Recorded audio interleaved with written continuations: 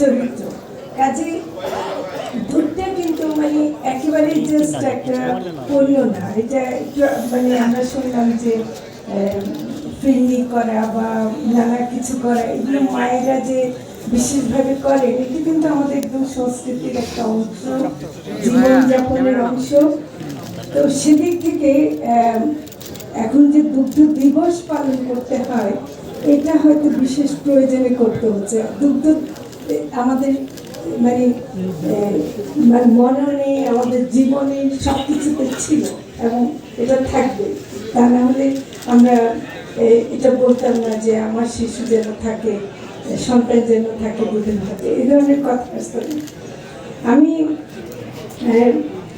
একটা জিনিস একটু মানে বলবো যে আমরা কেন জানি ধরে নেই যে দুগ্ধ দিবস পালন করছি গরুর দুধের কথা বলার জন্য।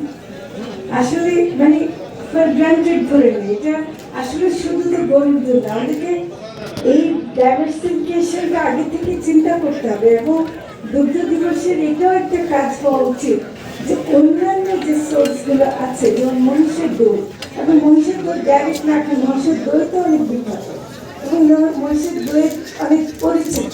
তো কাজে এগুলো সম্পর্কে বলা এবং এগুলোর পুষ্টিগুণও যে ভিন্ন এবং এগুলোর পুষ্টি এমনকি ওষুধি গুণ, ছাগলের দুধের বিশেষ ওষুধি গুণ আছে, এগুলো যে ভিন্ন, এটাও তুলে ধরা আমার মনে হয় যে একটা কাজ হওয়া উচিত আমাদের মানে মন্ত্রণালয়ের পক্ষ থেকে। তো সেটা আমি